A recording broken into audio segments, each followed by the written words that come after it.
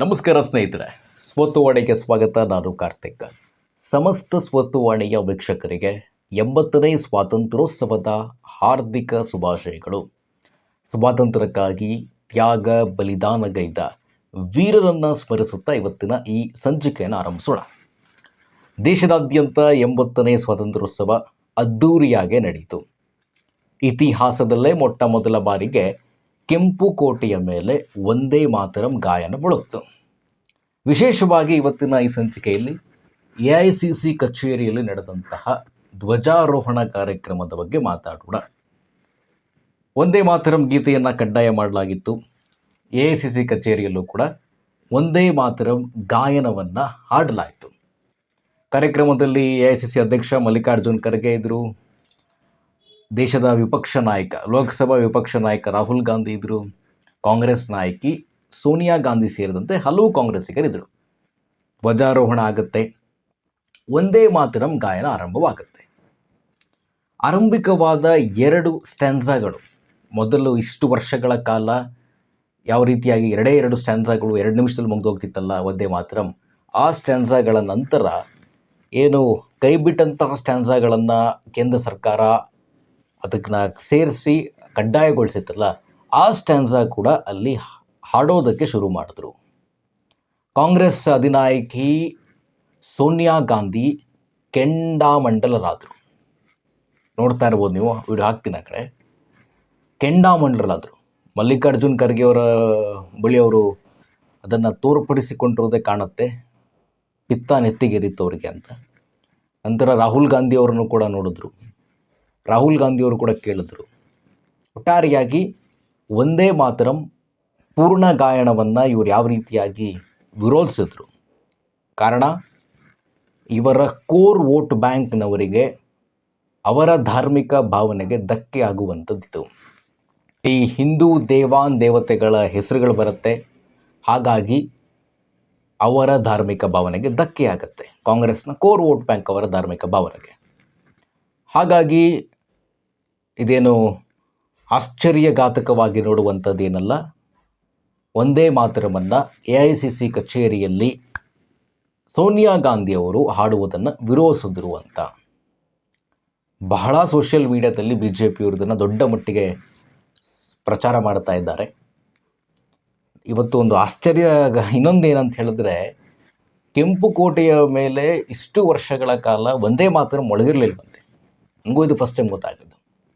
ಕೆಂಪು ಕೋಟೆ ಮೇಲೆ ಮೊಳಗ್ತು.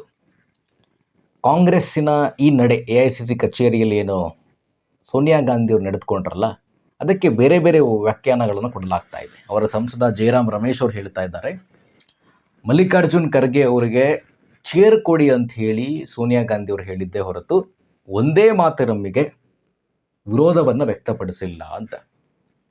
ಹಾಗೆ ಆಗಿದ್ದಿದ್ರೆ ವಿಡಿಯೋ ನೋಡಿರ್ತೀರಿ ನೀವು, ವೀಕ್ಷಕರಾದಂಥವರು ನೀವೇ ನಿರ್ಧಾರ ಮಾಡಿ, ಅವರು ವಂದೇ ಮಾತರಮ್ಮಿಗೆ ವಿರೋಧಿಸಿದ್ರ ಅಥವಾ ಮಲ್ಲಿಕಾರ್ಜುನ್ ಖರ್ಗೆ ಅವರಿಗೆ ಚೇರ್ ಕೊಡಿ ಅಂತ ಕೇಳಿದ್ರ. ಚೇರ್, ವಂದೇ ಮಾತರಮ್ಮನ್ನು ಹಾಡಬೇಕಾದರೆ ಧ್ವಜಾರೋಹಣ ಸಂದರ್ಭದಲ್ಲಿ ರಾಷ್ಟ್ರ ಗೀತೆಯ ಸ್ವರೂಪದಲ್ಲೇ ಕಾಣುವಂಥ, ಮೊದಲಿಗೆ ಇದೇ ರಾಷ್ಟ್ರಗೀತೆ ಆಗಬೇಕು ಅಂತ ಇರ್ತಾರೆ, ಚೇರ್ ಹಾಕ್ಕೊಂಡು ಮಲ್ಲಿಕಾರ್ಜುನ್ ಖರ್ಗೆ ಅವರಿಗೆ ಕೂರಿಸ್ಬೇಕು ಅಂತ ಹೊರಟಿದ್ರ ಸೋನಿಯಾ ಗಾಂಧಿಯವರು. ಆ ಸಂದರ್ಭದಲ್ಲಿ ಚೇರ್ ಕೇಳ್ತಾರ, ಚೇರಿನ ಅವಶ್ಯಕತೆ ಇತ್ತ, ನೀವೇ ನಿರ್ಧಾರ ಮಾಡಿ. ಜಯರಾಮ್ ರಮೇಶ್ ಅವರು ಏನು ಹೇಳಿದ್ರು ಅದನ್ನು ಹೇಳ್ತಾ ಇದ್ದೀವಿ. ಒಟ್ಟಾರೆಯಾಗಿ ಕಾಂಗ್ರೆಸ್ಸು ಸೇರಿದಂತೆ ಹಲವು ವಿಪಕ್ಷಗಳು ಯಾವ ರೀತಿಯಾಗಿ ವಂದೇ ಮಾತರಂನ ಸಂಪೂರ್ಣ ಗಾಯನವನ್ನು ಖಂಡಿಸ್ತಾ ಬಂದಿದ್ರು, ಅದನ್ನು ಸ್ವಾತಂತ್ರ್ಯೋತ್ಸವದ ವೇದಿಕೆ ಮೇಲೂ ಸಹ ಅದೇ ರೀತಿಯಾದಂತಹ ನಡವಳಿಕೆಯನ್ನು ತೋರಿದ್ರು. ಕಾಂಗ್ರೆಸ್ಸಿನ ಬಗ್ಗೆ ವಿಶೇಷವಾಗಿ ನಾನು ಹೇಳುವ ಅವಶ್ಯಕತೆ ಇಲ್ಲ. ಯಾವಾಗ ಸೋಲಿನ ಮೇಲೆ ಸೋಲಾಗ್ತಾ ಇದೆ ಅವರಿಗೆ ಅದನ್ನು ಅರಗಿಸಿಕೊಳ್ಳಿಕ್ಕಾಗ್ತಾ ಇಲ್ಲ. BJPಯನ್ನು ಯಾವ ರೀತಿಯಾಗಿ ಎದುರಿಸಬೇಕು ಅನ್ನೋದು ಗೊತ್ತಿಲ್ಲ. BJPಯನ್ನು ಎದುರಿಸುವ ಭರದಲ್ಲಿ ತುಂಬ ಅಧ್ವಾನಗಳನ್ನು ರಾಹುಲ್ ಗಾಂಧಿಯವರು ಮಾಡ್ಕೊಳ್ತಾರೆ. ಈಗ ಸೋನಿಯಾ ಗಾಂಧಿಯವರು ಕೂಡ ಅದನ್ನು ಕಂಟಿನ್ಯೂ ಮಾಡ್ತಾ ಇದ್ದಾರೆ. ಒಂದು ಸ್ಟ್ರಾಟರ್ಜಿಯನ್ನು ನಾನು ಹೇಳೋದಾದರೆ ಕಾಂಗ್ರೆಸ್ಸಿಗೆ, ನಿಮಗೆ ಮುಸ್ಲಿಮರ ಮತಗಳು ಭದ್ರವಾಗಿ ಬರುತ್ತೆ. ಕೆಲವು ರಾಜ್ಯಗಳಲ್ಲಿ ಲೋಕಸಭಾ ಚುನಾವಣೆಗಳಲ್ಲಿ ಮುಸ್ಲಿಮರ ಮತಗಳು ಬಹುತೇಕ ನಿಮಗೆ. ಮುಸ್ಲಿಮರಿಗೆ ಬೇಕಾಗಿರುವಂಥದ್ದು BJPಯನ್ನು ಯಾರು ಸೋಲಿಸ್ತಾರೆ ನಾವು ಅವ್ರಿಗೆ ಮತವನ್ನು ಹಾಕ್ತೀವಿ. ನೀವು ಸ್ವಲ್ಪ ಮುಸ್ಲಿಂ ಓಲೈಕೆಯನ್ನು ಕಡಿಮೆ ಮಾಡ್ಕೊಂಡು ಬಂದರೂ ಸಹ ನಿಮಗೇನು ಮುಸ್ಲಿಮರಿಂದ ಡ್ಯಾಮೇಜ್ ಆಗಲ್ಲ. ನೀವು ಬಿ ಜೆ ಪಿಯನ್ನು, ಮೋದಿಯವರನ್ನು, ಅಮಿತ್ ಶಾರನ್ನು ತೆಗಳುವ ಭರದಲ್ಲಿ, ಅವರನ್ನು ವಿರೋಧಿಸುವ ಭರದಲ್ಲಿ ರಾಷ್ಟ್ರಕ್ಕೆ, ರಾಷ್ಟ್ರೀಯವಾದಿಗಳ ಭಾವನೆಗೆ ಧಕ್ಕೆಯನ್ನು ತರ್ತೀರಿ.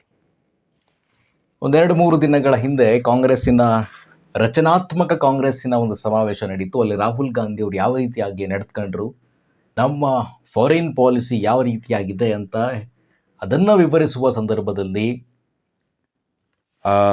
ಅದೇ ವೇದಿಕೆ ಮೇಲಿದ್ದಂತಹ ಸಂದೀಪ್ ದೀಕ್ಷಿತ್ರನ್ನು ಹಗ್ ಮಾಡ್ತಾರೆ.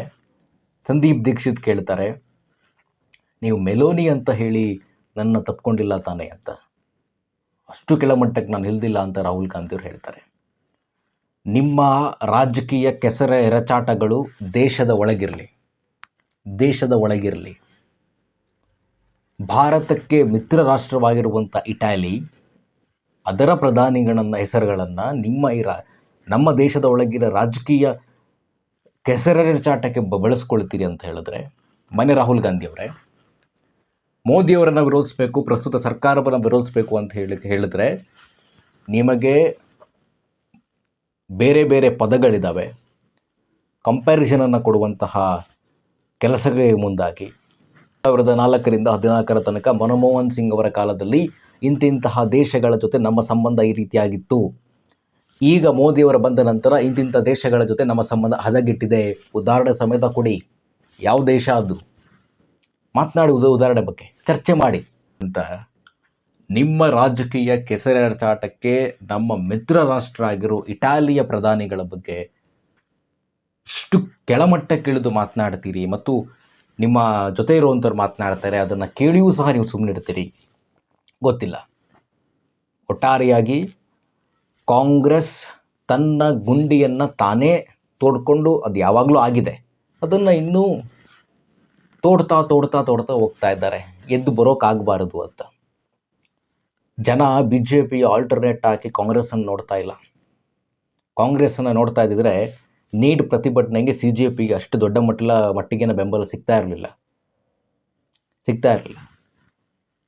ಕಾಂಗ್ರೆಸ್ ತನ್ನ ಸ್ವತ್ವವನ್ನು ಕಳೆದುಕೊಂಡು ಸುಮಾರು ವರ್ಷಗಳೇ ಆಗಿದೆ. ಹಾಗಾಗಿ ರಾಹುಲ್ ಗಾಂಧಿಯವರ ರೀತಿಯಲ್ಲಿ ಸರಿ ಹೋಗಲ್ಲ ಇವೆಲ್ಲ. ಇನ್ನು ಈ ವಿಷಯಕ್ಕೆ ಬರೋಣ. AICC ಕಚೇರಿಯಲ್ಲಿ ನಡೆದ ಧ್ವಜಾರೋಹಣಕ್ಕೆ ನಾನು ಮತ್ತೊಮ್ಮೆ ಹೇಳ್ತಾ ಇದ್ದೀನಿ, ಇದೇನು ಆಶ್ಚರ್ಯಘಾತಕವಾಗಿ ನೋಡುವಂಥದ್ದೇನಲ್ಲ. ಅವರು ಮೊದಲಿಂದಲೂ ಕೂಡ ಒಂದೇ ಮಾತರನ್ನ ಪೂರ್ಣ ಗಾಯನ ಮಾಡಲಿಕ್ಕೆ ವಿರೋಧವನ್ನು ವ್ಯಕ್ತಪಡಿಸಿದರು. ಅದರಂತೆ ವೇದಿಕೆ ಮುಂದೆ ಸಹ ನಡ್ಕೊಂಡಿದ್ದಾರೆ. ಜಯರಾಮ್ ರಮೇಶ್ ಅವರು ಹೇಳ್ತಾ ಇದ್ದಾರೆ, ಮಲ್ಲಿಕಾರ್ಜುನ್ ಖರ್ಗೆ ಅವರಿಗೆ ಚೇರ್ ಕೇಳಿದ್ರು ಅವರು ಅಂತ. ನೀವೇ ನಿರ್ಧಾರ ಮಾಡಿ, ಅವ್ರು ಚೇರ್ ಕೇಳಿದ್ರೆ ಅಥವಾ ಒಂದೇ ಮಾತರಮ್ಗೆ ಸೋನಿಯಾ ಗಾಂಧಿ ಅವರು ಅವಮಾನ ಮಾಡಿದ್ರ ಆ ಸ್ವಾತಂತ್ರ್ಯ ದಿನಾಚರಣೆಯ ವೇದಿಕೆಯಲ್ಲಿ. ನಮಸ್ಕಾರ.